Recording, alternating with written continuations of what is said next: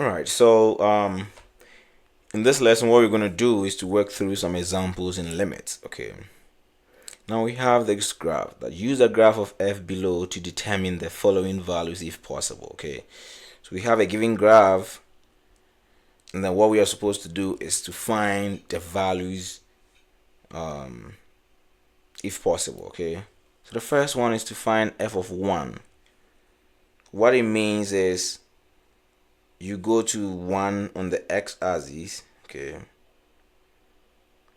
here, and then you trace to this point what is the corresponding y value. Okay, so what we have to do first is to check what is the amount of each box. Now you realize two of each box makes 1. Okay, so one box here will be 0.5. Okay, half of the box will be 0.25. Okay, so what it means is all the way up until this point, right, before you get here is 1.5. Now if you get here, it's more like half of the other box. Okay, so half of this will definitely be 0.25. so 1.5 plus 0.25 is 1.75. Okay, so f of 1 is equal to 1.75, at least from this particular graph. Okay, I mean, if you have a very well drawn graph, you have access to how to approximate these values. Now I want to find a limit as s goes to 1 of f of x. So what do we want to do? We want to check as I move closer and closer to 1 from the left side of 1. Okay, let me use a red pen. From this left side of 1, if I'm getting closer to 1 from the left side, where is the y value going? Where is the function or the graph going? The graph goes this way, all the way to that, right? So the y value is also getting closer and closer to 1.75. If I move closer to 1 from the right side, the graph also comes this way. Still, the y values are also coming to the same 1.75, so it's coming on that to that point. Okay, so if you check, you realize that the more you get closer and closer to 1 from both sides, what is happening is the y value is also getting closer and closer to 1.75. So the limit is 1.75. And I mentioned this in my earlier lesson, or my first lesson on limits, that the limit value is always a y value. Okay, that's a key you can remember. Now on the b part, you're supposed to find f of 2. So you go to the graph. If you trace 2 on the x-axis, and you realize there's a hole, what does it mean? We don't know yet, but there's a deep shaded portion here, which is the value of 2, or the value of the function at 2. Okay, that deep shaded portion is part of the graph. So f of 2 here, I have to trace again to this point and then trace to the y value, and it's 5. So f of 2 is equal to 5. Okay, let me try and use the black pen, or maybe the blue pen. Can use the blue. F of 2 is equal to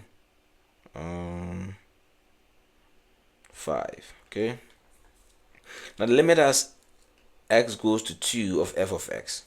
So with that one, what we are supposed to do is to check as we get closer and closer to 2 on the x-axis, what happens to the y value. What y value does the function approach as we get closer and closer to 2 from both sides. And you realize that, let me use the red one. As I move closer to 2 from the left side, the function value also moves to this particular value, right? It's not that exact value. Now when I move closer to 2 from the right side, I mean, I'm coming all the way to this side. Okay,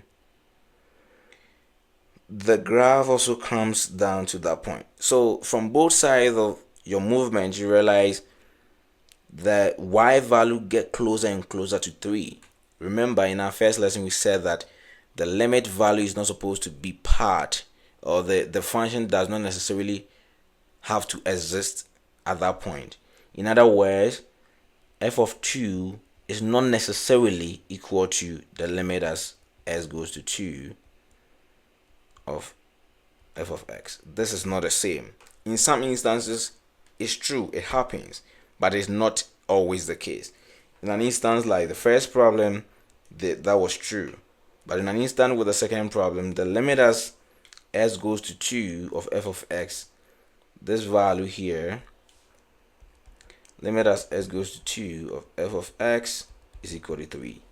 The reason is, as you get closer and closer to 2 from both sides of the graph, the function also get closer and closer to 3. And that is what we are looking for. We are not looking at what is the y value at x equals 2. That's not what we are looking at. We are looking at what y value do we get closer and closer to enough as we also move closer to 2 on the x-axis. Okay. Let's go to the third problem. It says f of 3 and then the limit as s goes to 3 of f of x. For f of 3, let's see. What it means is you come to the x-axis, you trace, and there's no shaded deep line on top of it, so there's no value for that. And what we can say is it doesn't exist because that place is a hole. A hole means there's no function, but there's no y value. We just, when you get there, we just jump over it and that's it. So the answer we'll give to this problem will be does not exist. I'm gonna write the full one. F of 3 is equal to does not exist. Okay, which I use D and E. Now the other part is limit as x goes to 3 of f of x. Okay, limit of f of x as s goes to 3. Now as s goes to 3, again, I'm going to use the same analysis here. As we get closer and closer to 3 from the left side, what value does this graph goes to? Realize as we increase to 3 on this side, the graph also goes to that point. Okay, as we come to 3 from the other side, okay, the graph also comes that way.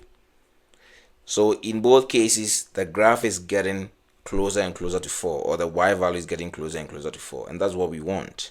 Okay, so the limit as s goes to, the limit of f of x as s goes to 3 is 4. Okay, and that is the answers for these particular problems. Take your time and go through them. Try to understand these limit problems. We'll solve more other problems with graphs, and then we'll jump into other aspects of limits. Okay, see you in our next lesson.